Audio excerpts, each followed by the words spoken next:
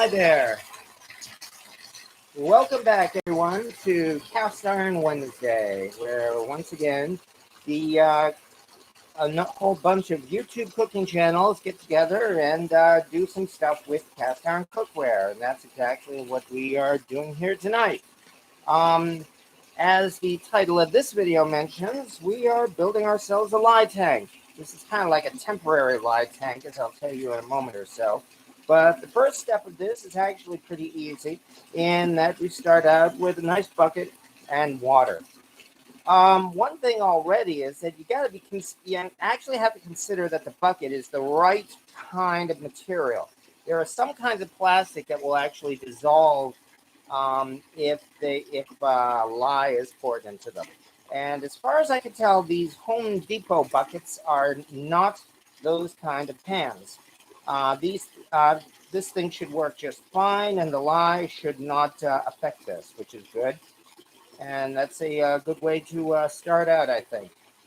I'm not going to fill this thing all the way to the top because, of course, it depends on how much of the liquid or space is displaced after I actually put some cast iron cans in this. Anyway, some folks own lye tank, and quite frankly, I highly recommend it, as we will see tonight. Pull this over a little closer. There we go. So anyway, yeah, this is a typical Home Depot bucket. I think this is just under 5 gallons, and I don't have this thing quite full yet. So, hi everybody. Hi, Jamie. Yay! Yay! And hello to William Hurt and Papa Dan and Pip Gorn. Somehow I don't think so. And Bookworm 73, as always, I'm glad to see you. Bookworm 73, William Hurt. Hi, everybody. Where's Pegtooth? Yeah. Is Pegtooth here? She's not here yet. Okay. Do you know her? Yeah. So, You're like, just mean anything else. Hi, everybody. It's the person who never's on camera. You all probably wonder what I look like. Actually, you've probably seen horrible this online. Yes. Well, I can see I'm going to have to ask for your help in getting a certain someone out of the way here, just to keep safe. There you go. That's good. Because you really don't want to take any chances with this stuff. And that's I know. Yeah. And that stuff, of course, would be some lye. 1 second. Shit. I guess he knows what's going on. We do this every week. But anyway, yeah. So what can I say? It's preparing getting the treats. Yeah, they won't come in the door. Okay, then They're not stupid. They're like, listen, bitch, we played your game before. We're hip to your to your game. He knows, but he still falls for the treats. Yeah, that's the other essential part. Yeah, that's how we get them to do what we want. Come on. Okay. Come on. You want a treat? Oh, wait. I can get Moby to do her tricks online real quick. Well. Okay, all right. Yeah, Sorry. That's all right. I know the person. Okay. Moby just paw. Tell them. Yeah, maybe later. Okay. Anyway, so yeah, welcome back, everybody. As I said, we are building ourselves a lye tank tonight, and that means, of course, we've got to do some lye. Some folks are a little. I think she'll be okay. Yes. Okay. Yes, I think she'll be all right. Some folks tonight, I know, have not yet built a lye tank, and I really recommend it, largely because this is so easy to do and so effective. This is probably my favorite way, quite frankly, to clean up old, not rusty. Lye does not remove rust, but old gunky cast iron, which we are going to demonstrate to you in just a moment or so. But anyway, the real important thing, of course, nonetheless, is that lye can be dangerous if it is not handled properly. And that means it's time to get out the gloves. And I got these at a restaurant store. So, and however, on the other hand, there's the other thing that should be mentioned is that lye is actually quite safe as long as it is used properly. That's why lye has been used for hundreds of years, if not more. And I know, especially these days, and especially on the internet, there's this fear of chemicals going around, that pretty much anything at all related to chemicals is dangerous and evil, and oh my God, how dare you touch food with it? And no, well, some chemicals are like that, yes, and some of them are actually pretty safe. And lye, quite frankly, when it's handled properly, that's the important thing. You must take good precautions. When it's handled properly, lye is actually pretty safe, which reminds me, and especially since I'm doing this indoors for the moment. Once this is done, I'm going to take this outdoors. That's the other thing. Better break out my mask. Yay. Thanks to the pandemic, it's much easier to get a mask than it used to be. So anyway, but yeah, so as I said, now for building a lye tank, it's really as simple as, again, just simply mixing the lye in with the water. The average ratio of this is about 1 pound of lye for 5 gallons of water. This is a little bit less than 5 gallons of water, but adding a pound of lye to this, well, we'll just increase the concentration a little bit. That's not so bad. This is a 2 pound container of lye, but it's actually half empty. I used half of it last night, and I'll be showing that in a few minutes as well. So, this thing has a nice good cover. Yay, for safety precautions. But there we go. By itself, lye just looks like some kind of crystalline or stuff. And the real fun part comes, of course, when it's mixed in with the water. And with that, here we go. Okay, one last thing. There is another saying that you may have heard, which is a little extreme, but it's something that's easy to remember. Remember, always add lye to water. If you have to start with the water and pour the lye into it, because it will. Yes. All right, then I'm holding Okay. it here. Okay. You feel like you need to wear a mask, but she's coming here. Well, I'm standing right here over it, so that's why. She's coming here then. Okay. So she's down low, you know what I mean? Okay, yeah. All right. Anyway, as I said, yeah. Come on. Sure. Come on, So yeah, like I said, if the saying goes is if you add water to lye, you will die. And no, you won't exactly die, but that does get the point across, namely that you should not put the lye into a dry container. Hold on. Sorry, one more interruption. Oh, you did? Okay. All right, finally. I love them, but that's not what we're here for. Anyway, as I said, you never want to add the lye to a dry container and then pour water on it, because it will give a very strong reaction that could splash and cause trouble in that kind of respect, which is why you always want to mix the lye into a lot of water, which is what we're doing right now.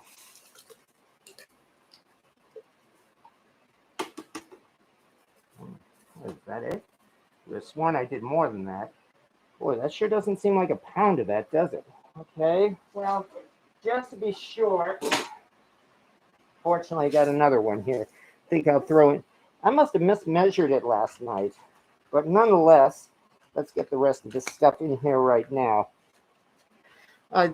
This one, by the way, that's the other thing I've found. Yeah, some people have some trouble finding lye, and I have found this particular one here I've easily been able to find at Lowe's Hardware. I went to Home Depot last night looking for this, and they said they actually didn't carry it. This one, on the other hand, I found just today at good old Wally World in the auto section of all things. Now, there's one important thing to consider when looking for lye, and that is it must say 100% lye. Okay, so no other additives to it. And this one, again, 100% lye. That's the very important part. All right, so having said that, let me see if I can get this thing off as best as I can. As always, thank you for your patience. There we go.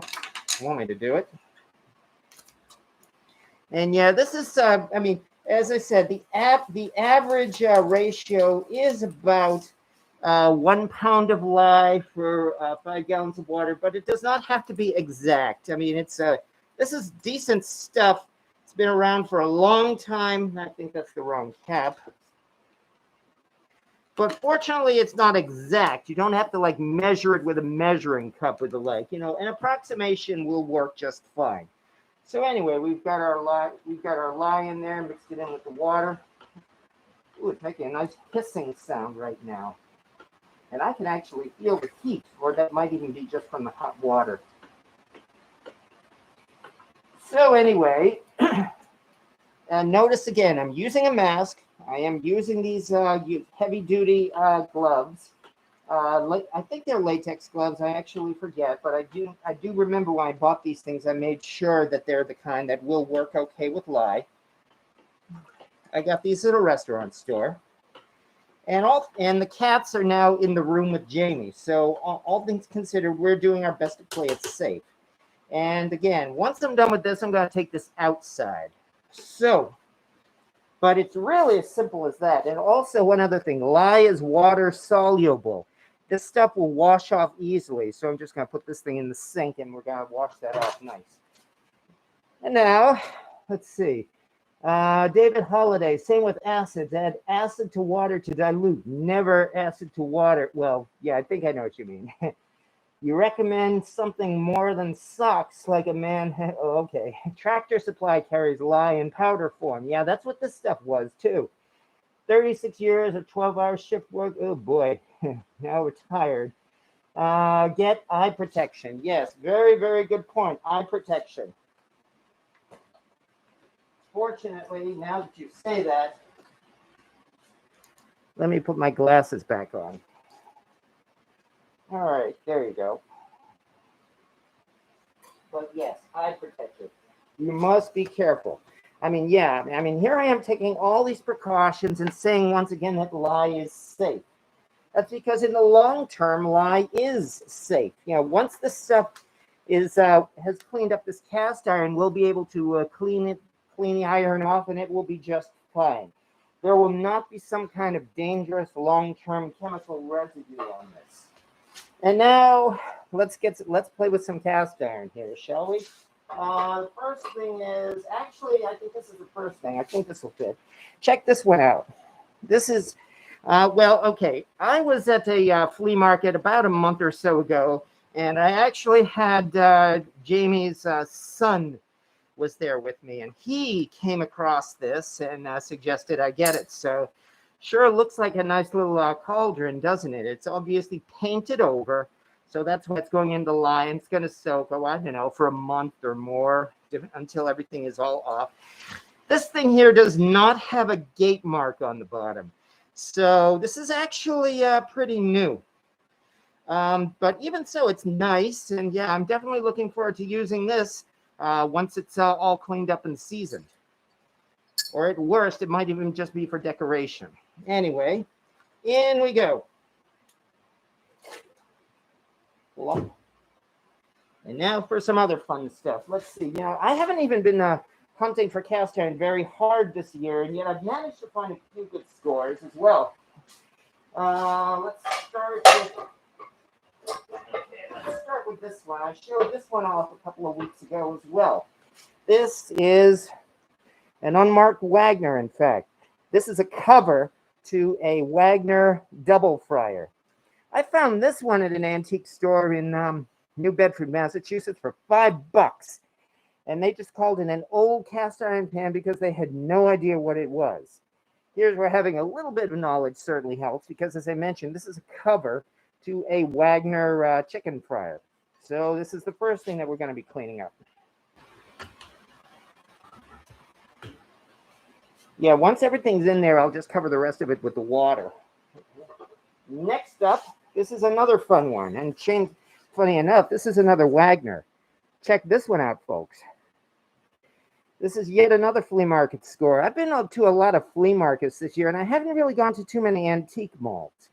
But anyway, let's take a closer look at this, if you like. It's a nice Wagner Sydney, a very old one. I'm guessing like maybe perhaps, well, pre-1920. That's probably the best I can say here. I'll bet other folks can recognize it a little better, in fact. So, yeah, interesting thing about this one is that it's actually uneven. If I took a close look at the edge of this, and I noticed that on one side the edge is much thicker than the other side. On this side here, the edge is so thin it actually really has an edge to it. So I checked and double checked this for cracks, and there were none, but it's actually not very even. It's also quite warped, unfortunately. I really got this just because it was a good deal. Once it's cleaned up, I'm thinking I'll probably end up, I don't know, maybe giving it away as a Christmas present. You notice how the lye is already turning color? That sure didn't take long, did it? Finally, the last one, the one that I mentioned just the other day. This one, of course, is very, very crusty. It has, and this one was the one that Jamie found in our neighbor's trash. Our neighbor was throwing this one out here, and she was actually good enough to recognize from the handle that this might be vintage. And boy, did this one turn out to be vintage. It's the one in the title photo for this video here. And that is, of course, it is a favorite stove, and it's a 7B. Once this thing is all cleaned up, we'll get a better idea of what it really looks like, whether it's a favorite smiley or not. Did fumes condense? I'm sorry. Did fumes condense on the lens? Hopefully not. Can you see all right? I hope everything seems okay here. So, all right. Is anybody else's video quality very poor tonight? Okay. Focus. Okay. Okay. I didn't realize that it was that bad. It actually looks pretty good on my end. All right. Let me bring this back. Actually, let me put this in here. My apologies. I did not realize the video quality was so bad. Let's adjust this a little bit.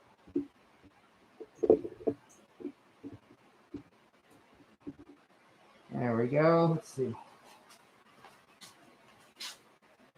All right. Is this any better, folks? Can somebody please tell me, yes or no? Has the video quality improved? Does it still look blurry? So wipe the lens. Okay.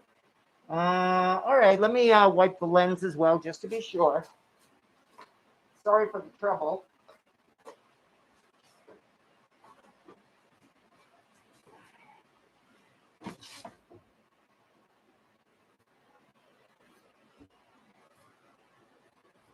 There we go. All right, as you said, I wiped the lens. No, maybe bandwidth issues. There was buffering at the start. Damn. Because it looks pretty good on my end here, I have to say.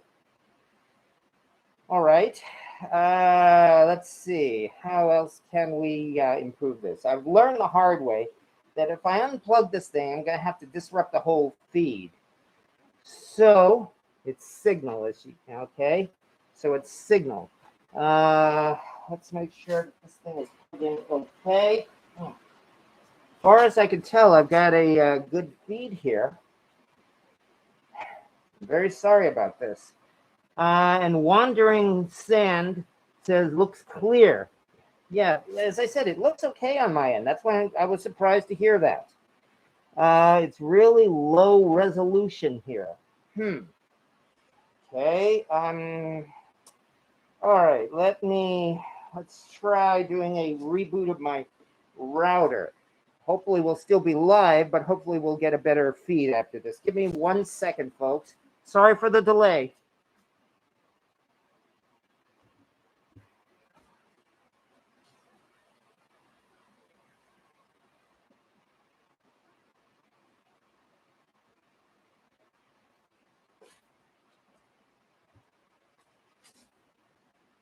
Okay. I have just rebooted the Ethernet router. Okay. And Shadow Walker says better. All right. Okay. Better, much better now. That's interesting. Way better because actually it looks like it's still on Wi-Fi. Well, okay. We'll stick with that. Okay. Well, anyway, sorry about all that, folks. Having done that, let me see if I can bring this back down to where it was.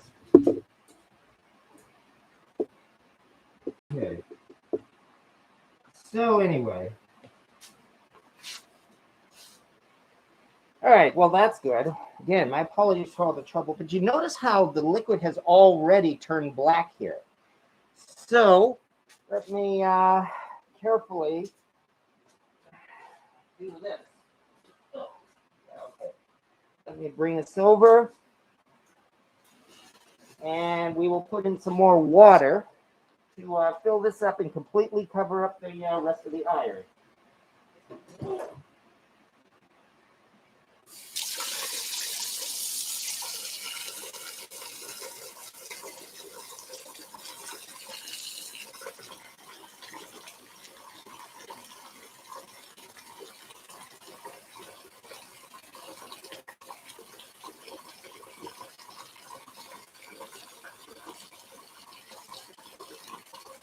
All right, almost there. I should be able to manage everything. Maybe I even adjust it some more. There we go. That should be enough. Under the liquid level there. May have to put a little bit more there.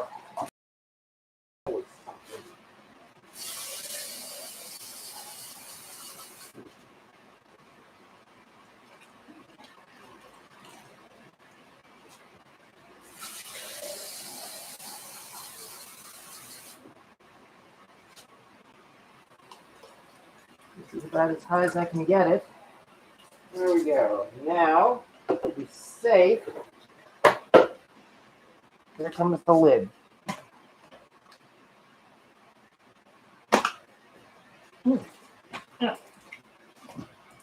Yeah, I kind of figured as much.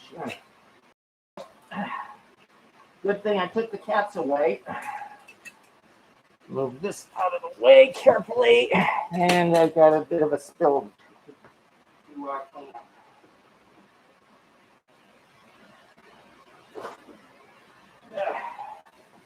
It's not so bad. That's what I mean. When carefully handled, lye is safe. You know, it's not like this is a toxic spill or anything. And hey, it's going to help clean the floor too. There you go. That's not so bad. All right. Anyway, hope you got your shoes on. Yeah, as you can see, I do. So yeah, these are nice, decent slippers here. Okay. Having done that, anyway, I hope the folks got, despite the poor quality, I hope you got a look at those pans there. As I mentioned, there was a Wagner. There was another Wagner, in fact. One was an unmarked Wagner. One was an old marked Wagner. And one was the favorite. And then there was also another little cast iron cauldron there. So these things are going to soak in the lye. And that's one of the good things about this is that this is really a set it and forget it. I've been asked in the comments to my videos here, how long should you soak them in the lye? And the answer is, as long as you want. You can drop this thing in the lye and leave it there for weeks or months. Whenever you feel like it, you can just pull this out of the lye and then clean it up. That's one of the reasons why this is my favorite way of cleaning cast iron. This is quite literally the lazy man's way to do it. That's a great way, and that's why I recommend it. It's also much more efficient and cost efficient than the trash bag with the oven cleaner. So, I mean, this really didn't cost too much either. There was the cost of the lye and the cost of this Home Depot bucket. And that's about it. No electricity is going to be used on this. I'm just going to put this outside there, I don't know, maybe for a couple of months or so. So come September, October, I'll pull this out and we'll clean these things up. He says you can leave it forever, but I think he is lying. Yuck, yuck, yuck, yuck. Wouldn't be so much of an adventure if there were no challenges. How do you get rid of the water when the job is complete? That's the other nice thing. Like the thing says, this is drain. So, because when it's done, it does not produce any kind of a chemical reaction in the iron. What it's going to be is just some dirty drain cleaner. It's going to be drain cleaner with gunk, like old seasoning, and in the other case, maybe some paint mixed up with it. So, quite literally, you pour it down the drain. If you have a septic tank, do not pour it down the drain. And I'm sure you've had other warnings like that because, again, it's drain cleaner. Likewise, I believe you should not pour it down the toilet. The toilet, the porcelain in the toilet, I think would not be good. However, anything that you do use drain cleaner on, such as the sink or the like, you can pour it down that way, and there you go. This thing is environmentally safe, so it's legal to do that too. I'm pretty safe. I feel I'm pretty safe in saying that you are not breaking the law by pouring this down the drain according to the instructions. So there you go. The blur is back. Crap. Okay. All right. Let me do one thing.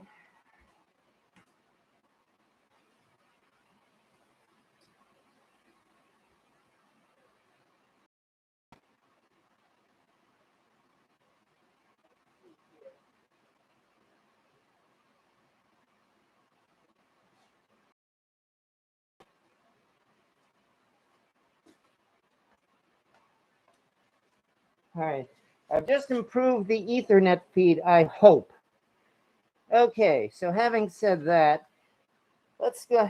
Okay, now that we've done all that, as I said already, I should get, lye should not hurt a toilet. Well, that's good to know.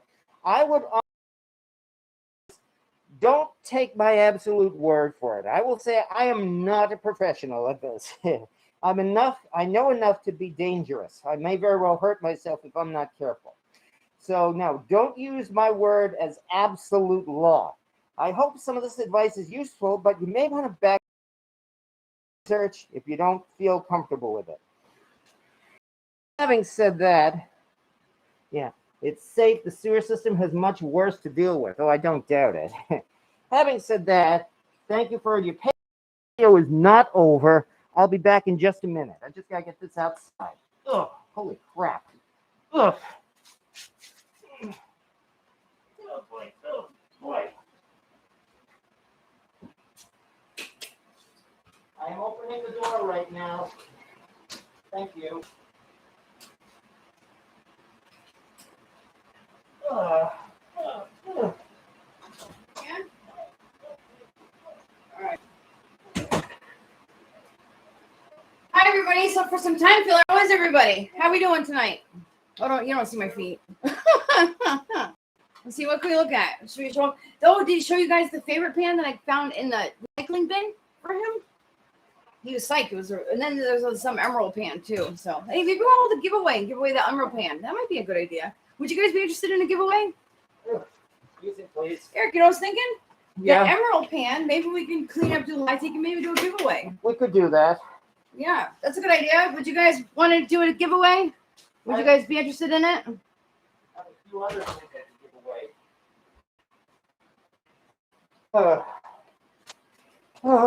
Here we go. Hi. So everybody, let me know if you'd be interested in a giveaway. Maybe we could come up with some kind of lottery or picture system or some kind of, I don't know, figure out something. You guys, we can all come up with some really great ideas. And I got the emerald pan, and let's be cool to get everyone involved. You know, I've got enough spares. I could do something. Yeah, like that. we have a few cast iron kicking around. Just a couple. Yeah. Hey everybody, look at that! In just a few seconds. What are you giving away? What is that? The emerald pan right there? Yeah, here's the emerald. This is the emerald pan. We're going to be refurbishing it right now. We're going to be. So I think. Would you guys be interested in that? It's 12-inch. It's a 12-inch. So if you guys, if that sounds something you want to do, I'm yelling at the microphone. I'm sorry. That's I'm okay. I'm used to being over there. No, I understand. Screaming at you guys. And besides, well, okay. Do you want to do a giveaway? We'll put the rules out later, and I'll do more of these. Probably some of those pans I just put in the lye tank I could end up giving away. Yeah. We're talking like an old Wagner or Wagner chicken fryer lid or the like. So. Yeah, something, you know what I mean? But if it sounds like something you'd want to do, don't. Okay. But anyway. Well, actually, we'll, you know what? If you're moving soon, then, you know, you can always join the next giveaway. You know what I mean? But yeah, share it once we decide we're doing, you know, share it out there, and maybe we can get these lives boosted up a little bit more, and, you know, that'd be awesome. Sweet. So if you guys have any ideas of a lottery system too, that'd be kind of cool to do. Maybe like a picture contest, or I don't know, something like that. Or if you guys would rather a random, like tickets in a jar or something like that. We'll work it out. Kick around a few ideas. Sorry, I didn't no, that's okay. I figured I found it, and you didn't really want to keep it. You know what I mean? So might as well do something like that. Give it to the fans. But thank you very much. Because it's all because of them. Okay. Anyway, no, I'm not saying that. Anyway, gee, look at this. In only a few seconds, it looks like the lye turned that bucket from orange to gray. Isn't that amazing? Well, here, let me take the cover off of this one. Did you know Eric's also an alchemist? Yeah, I know. Not only that, but this has magically turned those pans into other pans. Or it could be, last night I set up another lye tank. How about that? Especially so that I would have some pans to take out of the lye tonight. So yeah, I used the first half of that lye to go into this tank where we have a few other pans. This way we can do an unboxing type of thing right now and show you what happens when they come out of the lye. So this one is a Lowe's bucket, which is essentially the same thing except it's a different color. And it has about 5 gallons of the lye in it. And then from there, as I said, I've only been soaking these things in here for 24 hours, mind you. What these are brand new Lodge pans. And the seasoning on the new Lodge pans is so light that in a lye tank, you really only need about 24 hours to get these things properly cleaned up. So, have you ever thought about using sandblaster to clean your cast iron? I'm not talking about an industrial one, but just one for home use. Well, I'll talk about that in just a few minutes, I promise. Okay, having said that, how about a tote plastic tub? I would really recommend doing some research, there's that word again, research, to see if the plastic is lye resistant. That's probably the main thing, because you don't want this thing to leak and burst in the middle of the night and spill it all over the place. That would not be good. Okay, having said that, let's have some fun here. And first thing we've got in here, ooh, look at this. Nice Lodge lid, a nice Lodge 10-inch lid. And it looks pretty good too, doesn't it? So let's get this thing over to the sink. And then let's throw in the second piece. And then I'll be able to wash these things out in the sink. And the second piece is one we've seen recently over the last couple of weeks or so. Doing this carefully so that this stuff doesn't spill all over the place. And gee, does this look familiar? United we stand. I took the Cracker Barrel pan and soaked it in the lye for about 24 hours to get rid of the factory seasoning so that I can season it myself. All right, having done that, let's cover this thing up. I'll be moving this outside as well. Just move it to one side right now. And let's get a different view. Now let's go to the sink here.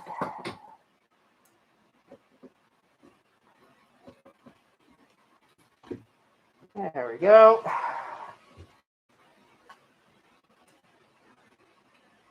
Anyway, thank you as always for your patience with all of this, folks. And now let's get down and have some other fun. And let's wash these things off. I've got the water simply set to warm, warm hot, enough so that it doesn't scald me. Like I said, lye is water soluble. Hey, wait a second, I better get the view over a little bit. You want to see more than my shoulder.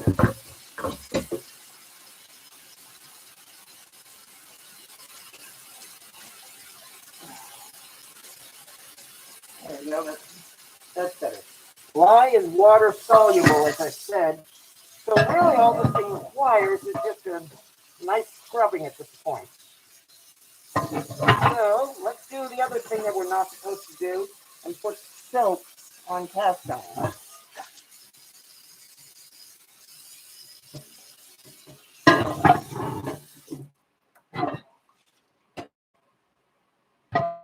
There we go.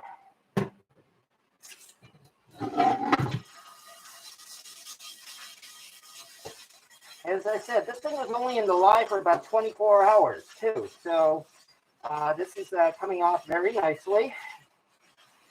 There's really not going to be anything difficult to this. Then after this, I'm going to have to coat this in Crisco so that it doesn't flash rust. And we'll get around to seasoning this. But nonetheless, there we go. As I've mentioned, I've said a few times, the factory seasoning in lodge pans is okay. It's nothing really great. And a lot of times I like to do this. I like to actually put this in the lye tank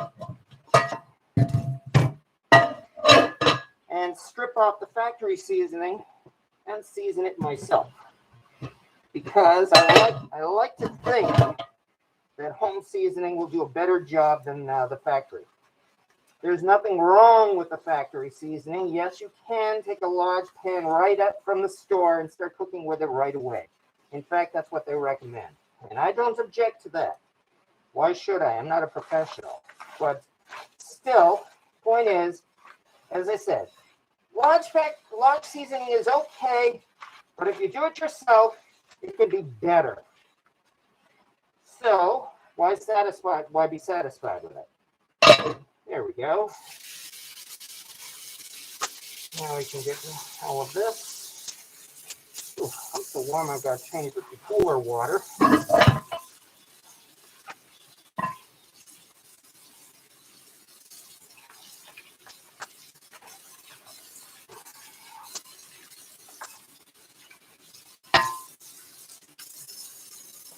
Yeah.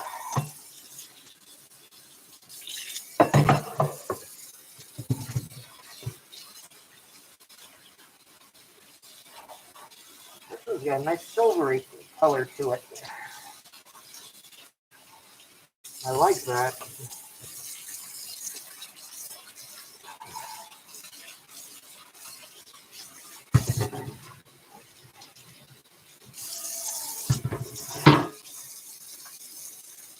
At this point, the lye is diluted enough. I'm going to actually remove my gloves. But these things are hot. Whew. Remove the mask too while I'm at it. Ugh. Boy, hot. There we go. Much better. So anyway, that's what I mean, that when handled properly, lye is safe. As I said, now it's diluted enough in the water that there's really no risk at all of my hurting myself by touching this pan.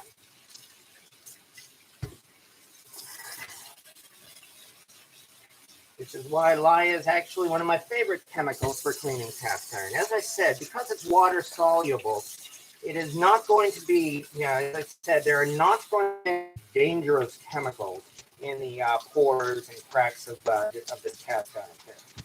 So that's why I'm not worried about this at all.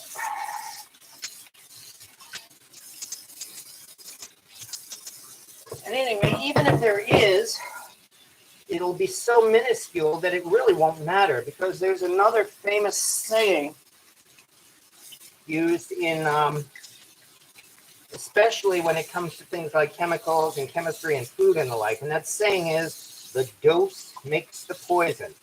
In that lye, at so very, very small microscopic or incidental levels, is safe. It's so safe, in fact, that the lye is used in food preparation for a whole bunch of foods.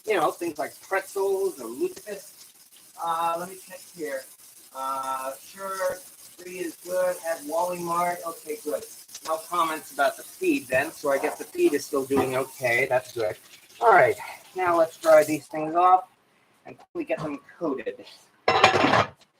Oh, yeah, I'm hot. It doesn't help that we happen to be having probably the worst heat wave right now of the summer here in New England, which may pale with what you folks have had in other parts of the country, but it's still bad enough for us. Yeah, for us, the temperature is reaching like 95 to 100, which again, for some folks, you've been having that every day. We have not, so we're not quite used to it.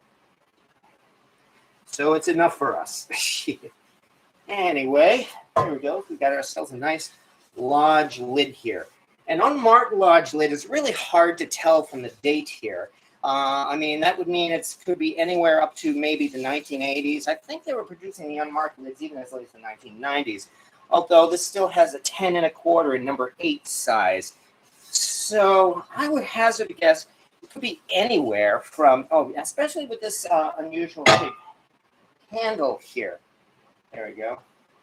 Could be anywhere from, I don't know, 30s, 40s, all the way up through the 70s to 80s. Hard to tell with Lodge in this case. Some of their pans are easy to identify, but not the lids. And also, there are experts who may do a better job in identifying this than me.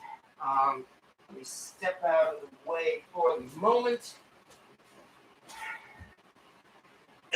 Get another. I should have had this within reach.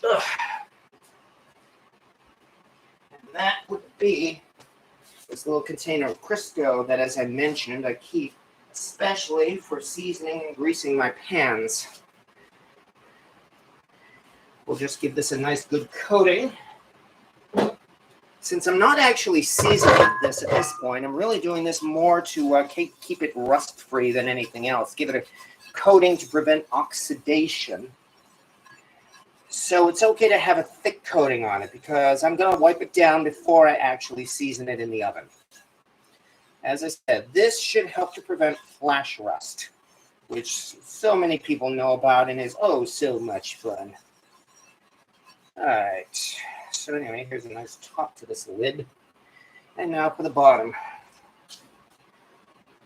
So anyway, as I said, that is really the basics of managing a lye tank. As you can see, again, it really is that easy. Remember as well, it looks more difficult because I'm doing this live and I'm talking as I'm trying to do this and keep it all on camera and manage the feed at the same time. You do it yourself and you'll be a lot luckier and have less pressure than I'm having right now. But it's really, as I said, no more than getting some lye. Take precautions. Please take precautions.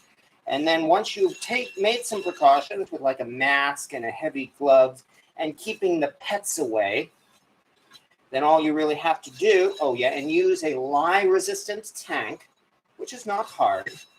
All you really have to do is fill the tank with water. Remember, add the water first, then mix in your lye.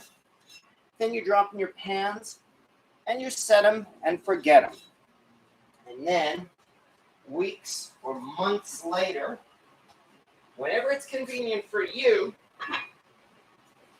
you pull them out of the lye, wash them off like we've done now, coat it to keep the rust off, and then season it. And there we go. So this is going to be another nice pan. May or may not keep in my collection. I'm actually not sure because I've got a lot of very patriotic pans already. I've got the American Seal skillet. I've got the Lodge Made in America skillet.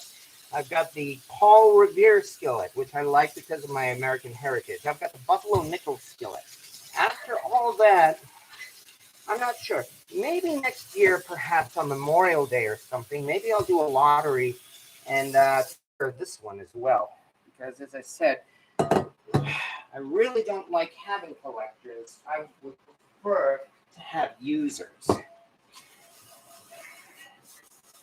Having said that, this is still a nice looking pan. That's one reason why I couldn't resist it. Especially like the design they put in the mountains here. I like these little ridges. Notice as well, I'm not making this completely bone dry. Fortunately, you don't have to do that. It's just enough to get it good and decent dry. And then you can coat it with the, as I said, with the Crisco.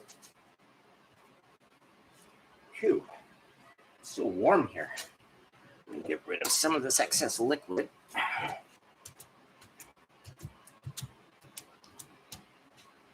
And then we will coat this one.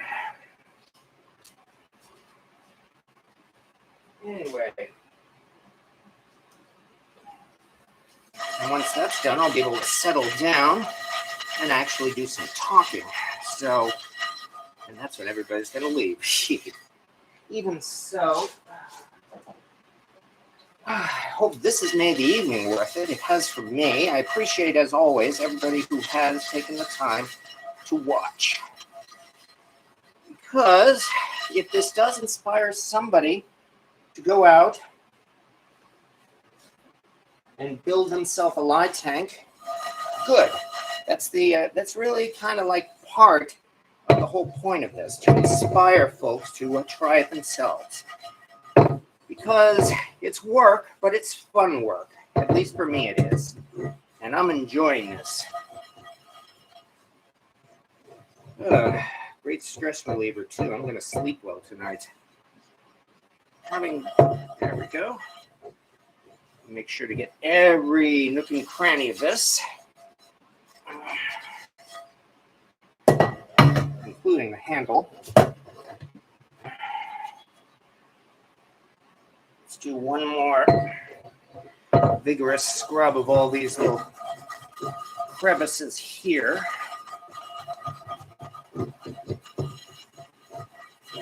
All right, and then we'll be able to season this in the oven.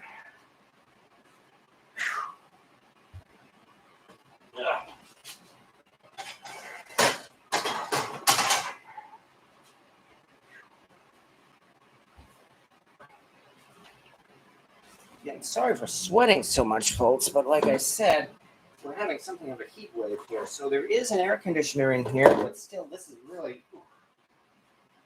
that certainly helps. Okay.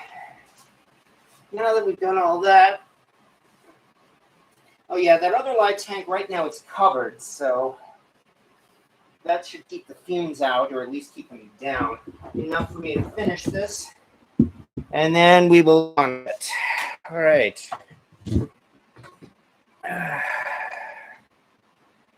There we go. Glasses.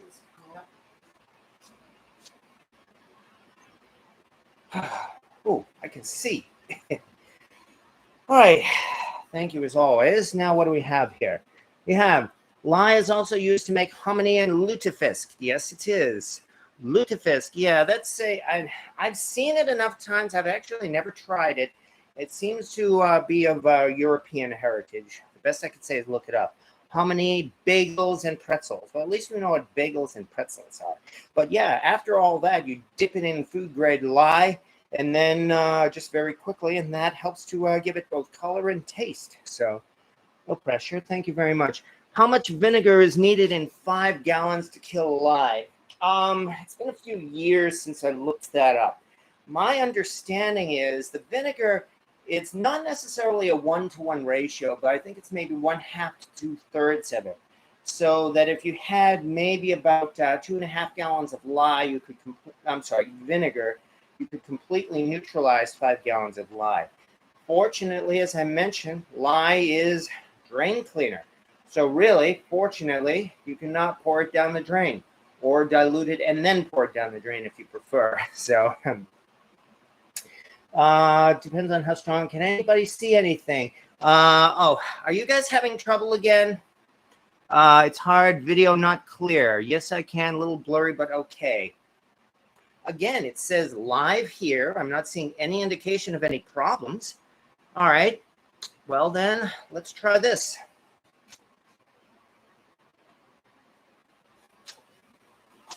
How does it look now?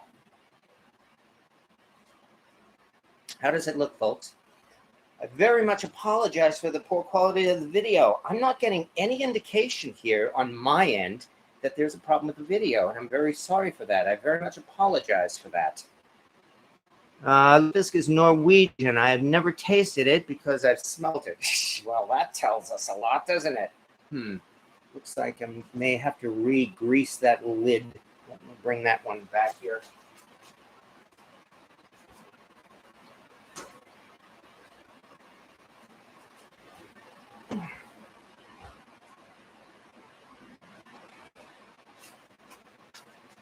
Yeah, you're right. It's getting some spots on it.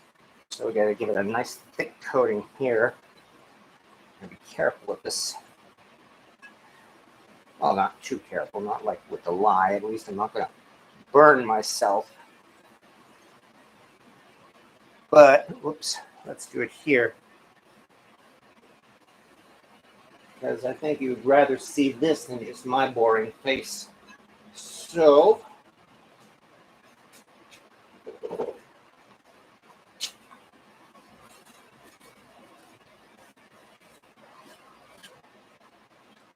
do this right.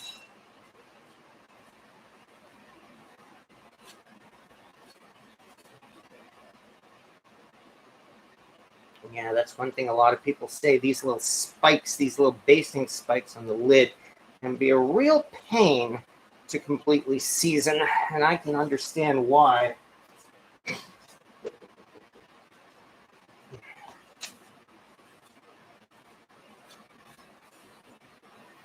Because it's as though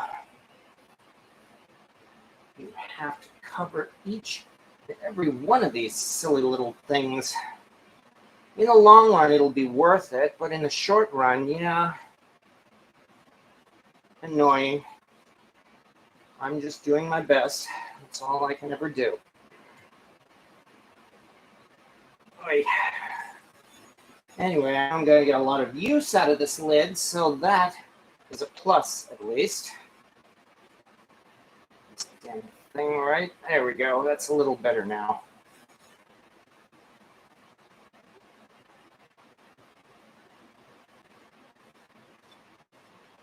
Oy, what fun. Okay, now that we've done all that, finally. So anyway, all right, first things first. Once again, especially since the video has been having so much trouble tonight, and I can only apologize once again, how does it look now? Is it still blurry, or are we doing any better? I'm going to have to try another live video maybe tomorrow night or something to test this, because what can I say? I mean, I'm looking already and seeing, as I said, the picture looks clear on my end. It says live. I see 41 viewers, 26 thumbs up. Thank you. But I am not seeing, audio is working fine when I don't totally lose the picture. Even with blurry picture, I'm still, well, learning. Well, thank you so much. Blurry, but not choppy. I do not understand. All right. Considering all that, I may actually end up cutting this one a little short tonight, only because, well, I mean, I know some of these videos have gone like an hour 10, an hour and a half or so, but I think we've really covered most of it nonetheless, although it says audio is good. Keep going, audio is fine. Well, I certainly hope so, because I had wanted to talk a little bit about those cast iron pans that I did put in the live. Yeah, as Jamie mentioned already, one of those, let me bring this down a little bit. There we go. That's not a bad view. Thank you again. Okay. So it says 1 pound lye to 4 gallons, leaving room at the top of the bucket, would be 3% SOL, I forget what that was, solution? Okay. Homemade vinegar is 5%, so not quite 1-to-1 ratio. Yeah, I guess that's why. I'm not an expert in chemistry, but that would be explain why when I researched this myself as well, it seemed as though you did not need a 1-to-1 ratio on the vinegar to neutralize the lye. That's why, as I said, maybe about 1/2 to 2/3 of the vinegar, which is about the same ratio that you mentioned. So I think that may have verified that, and thank you very much for your help with that. Fortunately, you really would only need vinegar, I think, mostly in an emergency situation like that. So that's also a good thing. But anyway, as Jamie was mentioning earlier tonight, yes, we were fortunate enough, or she was fortunate enough, to discover our neighbor throwing out a couple of rusty cast iron pans simply because he said he couldn't get them to work right. So Jamie offered, well, we could clean them up for you and give them back, but no, he just gave them to her outright. We're talking about you finding those pans there. Is the light outside right now? I think the doors. There's no light in there. Like, okay. I'm boiling. Okay. Well, you can go in there. Oh yeah, no, yeah. Can I You open can. The door now? Oh yes, you can open the door. Right, thank you. Okay. Like, sorry about that. In there. Okay. Do you come paper towels, please? Oh yeah. Okay. Paper towels. Yeah. Just pull a row. Oh shit. Sorry. It's empty. All right. There we go. Thank you. Okay. Oh. Yeah. So anyway, they were throwing out a couple of pans, and they just gave them to her outright. And so she recognized that one of them was, as I said before in the photo on the cover of this video, one of them was in fact that favorite cast iron skillet, which was. Yeah. Well, we did. Yes. It's now soaking in the lye.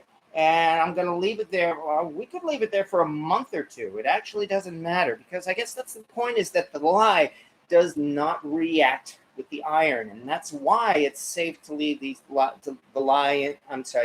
in the lye. Yeah, here comes trouble. I'll keep that in mind. keep the iron in the lye for practically an unlimited period of time, simply because of the way their chemical makeup of lye is. It does not react with iron, which is one reason why lye is terrific for just that, for cleaning cast iron pans. I remember when you had stuff in the lye tank. Yeah. You didn't take that out until like, oh shit, I didn't know you had it in there. Yeah. I'd never even seen the pans. It was like 6 months later. Yeah, I had it in the lye for about 6 months. That's true. So yeah. That's hardly the case. In more than one instance, I'm embarrassed to say, I left the lye. I got something in the fall. I left it in the lye, and it was in there all winter, and I took it out next spring. I think that's what happened. I think you put it, something was in the bottom, and you didn't find it. Yeah. So, but as I said, yeah. Now that's one thing I like about lye is the fact that you can do that, because it does. Lye does not remove rust. In that if you've got a rusty cast iron pan, you're still going to have to de-rust it. That might mean cleaning it with vinegar, or a barkeeper's friend, or even building an e-tank, an electrolysis tank. But nonetheless, even so, it's best to start with a lye bath for that reason. Strip it down to the bare metal, even if it is rusty, and then from there you can apply your e-tank or other de-ruster to it, and the final result will be a cast iron pan that looks practically brand new, no matter how bad it is. One example is, let's pull out this other favorite here, and then this is one that I'm proud of as well. I actually want to mention this is to compare it to the other favorite, because it's believed that this one is a favorite. I've shown this one before. This is the Diamond 8 pan, which was actually my grandmother's pan, my father's mother, in fact. She had this, she used it for decades, and yeah, she got a really, really thick crust over the entire pan. So my dad gave it to me, and I cleaned it up, and this was the result. So as I said, yeah, you could say that. Although I did pass it on to you. Now my favorite. Yeah, it's gonna be your favorite. But anyway, I mean, that's what I mean. It's like after decades of use here, and a good soaking in lye, and then from there just some light de-rusting, and especially a few rounds of seasoning. The result is a cast iron pan that looks almost brand new, despite the fact that this thing is anywhere from, I don't know, could be like 80, 90 years old or so. Based on the marking here, that's why the Diamond 8 is believed to be the last generation of favorite pans that they made during the late 30s to early 40s, after they were bought out by Chicago Hardware Foundry. So, yeah, I mean, and these things are actually, well, I shouldn't say common, but we've seen quite a few of these things show up. And because they're unmarked quite often, antique vendors don't know what they are. And all they do is just they sell it at over, at high prices as a so-called old unknown cast iron pan, which is why it's nice to have a little bit of knowledge that you have and that they don't. So, John, I only find Asian pans in the trash and sometimes a modern lodge. Oh yeah, you mean like this, the one that we showed just a few minutes ago. This was the other one that that he was throwing out. I did not put this one in the lye tank tonight because it doesn't fit. This is a 12-inch skillet, and I tried fitting it in that Home Depot bucket, and it would not fit. So after we move and get a more permanent space, I'm going to set up my big lye tank, and then I'll be able to throw this in there. This thing, yeah, is a modern Asian-made pan. Like it says, it has Emerald's logo on it. It's thick, it's heavy, similar to a large 12-inch, in fact. Yes. Yes. Yeah, we could do that. We could build an e-tank with it. Yes. The electrolysis tank. And this is indeed made in Asia. And there is really nothing wrong with using it unless you have personal or political reasons to stay away from Asian cast iron. And if you do, that's, well, really your business, and I'm not going to say otherwise. But even if you don't like Asian-made cast iron, it's still safe for cooking. So, yeah, like you said, I only find Asian-made pans. Well, that's the thing, is that I did manage to score those pans this year over some looking. But that's the point, is that I overlooked a lot of typical everyday skillets and pans before happening to come across those special scores. I've seen a lot of dirty, rusty, large pans, yes, and Asian-made pans. And the antique malls are always, they have their Griswolds on display at incredibly high prices. It's almost gotten to the point where I barely glance at Griswold pans. I mean, for a couple of reasons. I mean, well, number one, they're so ridiculously expensive. Number two, I already have a nice collection of cast iron pans, as you can see. And so it's not like I really absolutely need to. I mean, not unless I had a burning urge, and maybe that's odd, not unless I had a burning urge to complete a collection of Griswold pans. And a lot of people do. If you're a collector, for instance, you know how hard it is to score a good Griswold of the kind that you want at a decent price. And for you, that's your version of the hunt. For me, my version of the hunt is a lot of browsing, and sometimes if I find something unique or rare or just a really good deal, I end up scooping it up, which is also why I think I pointed this one out on my Facebook. Let me bring this one out. I first heard of this one, I think, in fact, in the live here a couple of months ago or more. Someone may have mentioned this. Take a look at this, folks. What is this? This I found for $4 at the Grafton Flea Market here in Massachusetts. It is about 4.5 inches wide. It's smaller than a number 3 size pan. And the logo on it says Nest Homeware USA. My understanding is this is indeed another made in USA cast iron pan. It's got an interesting artistic handle that makes it look like a piece of wood, although it is all completely iron here. And when I looked on the webpage for Nest Homeware, you know how much they sell this thing for? $77. Yeah, yes, for a 1-egg pan. Imagine what a 2-egg pan would be like. But believe me, I was shocked about that. And at the same time, well, hey, for $4, I mean, this is a nice looking pan. I certainly didn't want to pass that one up. And getting back to the point, I found this at a flea market. It happened to be a lucky score, only because, well, I like to think I have a little bit more knowledge than the person who was selling it. And yet, even there at that flea market, they were selling large pans, I saw one vendor selling a Wagner's 1891 original from the 1990s. It was like a number 3 or number 5 size, and he was selling it for $15. I passed up on that. Along with other Asian-made pans as well. Those are much more common. And even, again, if you go to some place like Savers or sometimes even at Goodwill, they do have cast iron pans, and almost always, yes, they will be, again, Asian-made. I mean, there's a local Savers that I browse through, and I always check the cookware section because I have seen some good things there.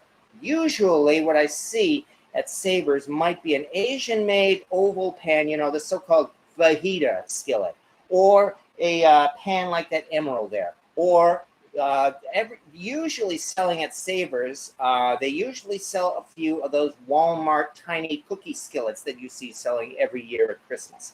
That's what you usually see at Savers, and yet over the course of a few years of browsing at Savers, years, mind you, every once in a great while, I have made a score there. I once scored a BSR Century Series number 8 there for like about $9 or so. Once, I actually scored for $3 a Griswold glass lid. And believe me, my jaw dropped. And then a second later, I picked my jaw up off the floor and paid the $3 for it and walked away with it. So, yeah. You never know when you're going to score something in the hunt, which is one thing that makes the hunt so much fun. I've got a couple of weeks of vacation coming up, finally, in only a couple of weeks from now, and I'm already thinking of doing a road trip out towards the New York area, for instance. See some friends out there and visit a couple of the big flea markets out there. Like, for instance, there's a big flea market out in Woodstock, New York, that is apparently really worth it. And it's about 2.5 hours drive from here, so I'm considering doing it one day. And besides, I've never been to Woodstock. I mean, what can I say? I was maybe about 6 months old when the famous Woodstock Festival happened, which put that town on the map. And no, when I go there, I realize it's been 50-something years since Woodstock. I'm not expecting peace, love. I'm expecting a whole bunch of tourist and souvenir stuff. Okay, but I'm also expecting to see a nice flea market, or at least I hope it is. Welcome to the club, Pawpaw Dan. We've been married for well over 40 years now. Well, congratulations for that. Most LA clay soil is alkaline. Oh, I see other conversations. Sorry. I've seen weird rust both times. It turned out that the pan was way overheated and it gets a yellow color that looks rusty but is not. Well, that's the thing. On one hand, a way overheated pan can have fire damage. On the other hand, I have seasoned brand new pans, both old and new. And with the initial seasoning, it does not turn out black. Rather, it turns out to have something like a golden type of or brownish type of color to it. I'm not sure if it's because of oxidation or not, but I've seen that happen with brand new launch pans that I've seasoned, and I would expect it to happen with these ones that I just cleaned up tonight. And I've also seen it with vintage 19th century pans. So it doesn't have anything to do with old versus new iron. Maybe you're right about the pan being overheated, except that I've done this with brand new pans too. So I don't have an explanation for that. What I do know, though, is that brown or golden color on a newly seasoned pan looks nice, and it's nothing to worry about, because after a few uses, that pan will indeed turn good and black. The short answer is just keep using it. So, just keep using. Like the Stargazer, yes. The Stargazer has been difficult to season, but it is slowly taking on a darker color. Oy, only 27 here, Strong's Adventures. Well, you've got a long ways to go then, young'un.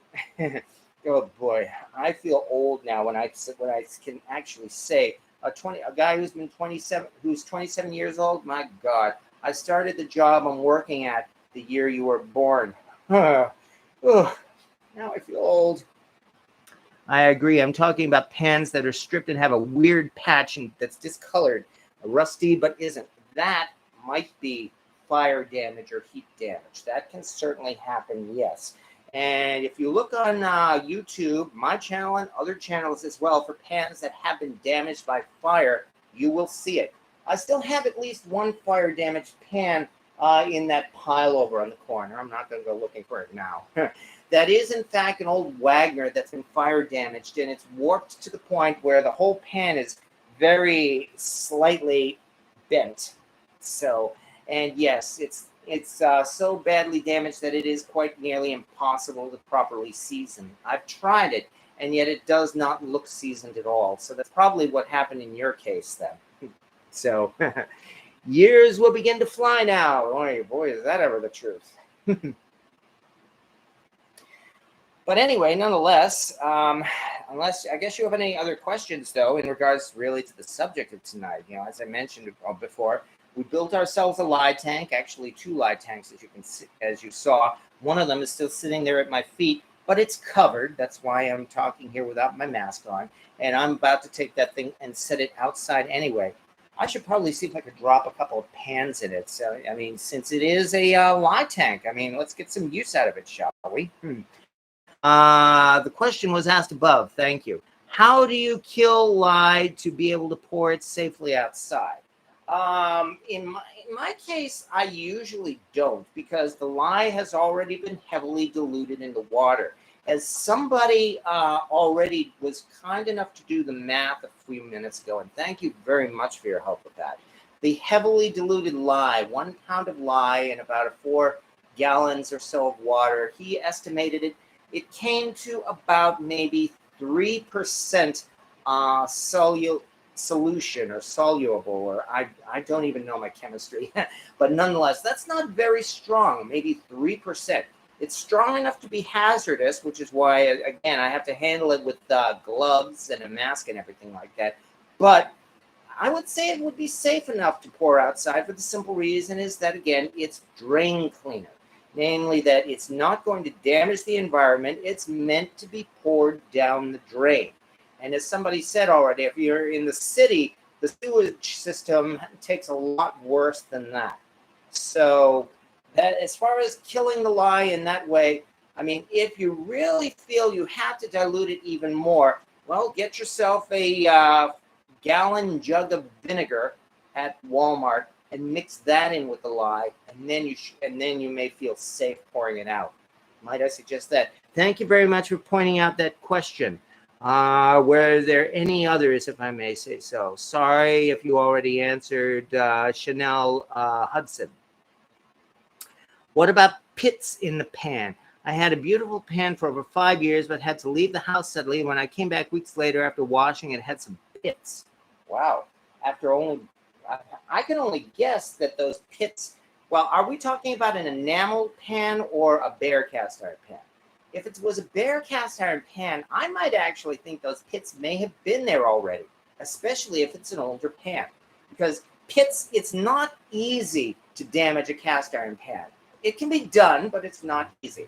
What happened more often in the old days, and when I'm saying the old days is I'm talking like about 100 years ago, early 20th century and earlier than that. When they were regularly cooking on coals and fires and the introduction of gas heating as well, the coals and the gas often had sulfur mixed in with it. It was not as pure as what we have today. Now, the sulfur would react with the iron and dissolve it. Literally, it would eat through the iron, and that would actually cause pits. And that's why when you see pans these days, especially vintage pans, that really have their bottoms almost completely rubbed out with these crater-like pits. It almost looks as, how can you describe it? You know, it's almost as though, well, what can I say? They're giant pits, and it's a rough, craggly surface on the bottom. That's because that was most likely... Yes. And that was actually sulfur damage. As I said, the iron was dissolved by reacting with sulfur in the flame. So anyway, that though, as I said, would have been old and mostly on the bottom. In your case, if your pan had suddenly seen pits I'd still have to think that those pits were probably there before, and most likely the seasoning on your pan may have been affected and so worn down, and so those pits were probably revealed. So how to fix it? Season it? I would say yes. Because once the iron is gone, it's gone. You can't replace it. How did you copy and paste my name? Control C and then Control V. At least the sound is great. Yeah, I do apologize again for the poor quality of this video tonight, folks. I can only hope this is like a one-time thing or so. I'll do a Windows update on my end, and then we'll see how this all turns out. So considering all that, I think we should really call this a night, especially for that reason. I very much apologize. As I said, my picture looks fine. So I'm going to have to do another live video probably before next Wednesday just to test this and see if it's doing any better.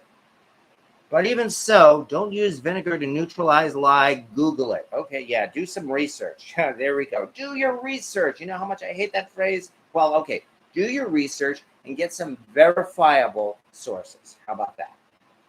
And question, is it true fire damaged pans can release toxins? No, it is not true.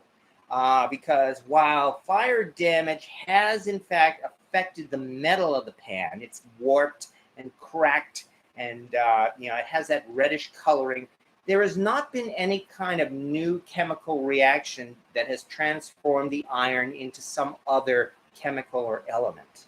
It's still iron. It's damaged iron now and can never really be repaired. But no, I do not think a fire-damaged pan would release some kind of toxins for that reason. I hope that helps. And it worked. Doug Henrich, thanks, CIC. It worked. Okay, yeah. I've never heard of that, and in my experience, due to house fire, they were fine. Yeah, exactly. So you had to clean them up really well, though. Anyway, as I said, again, because of this poor video quality, which I was not expecting, and I can only say I am not seeing it on this end. I'll do a Windows update, and again, I'll test this by doing another live before the weekend. I'll do some cooking live, and we'll see how it turns out.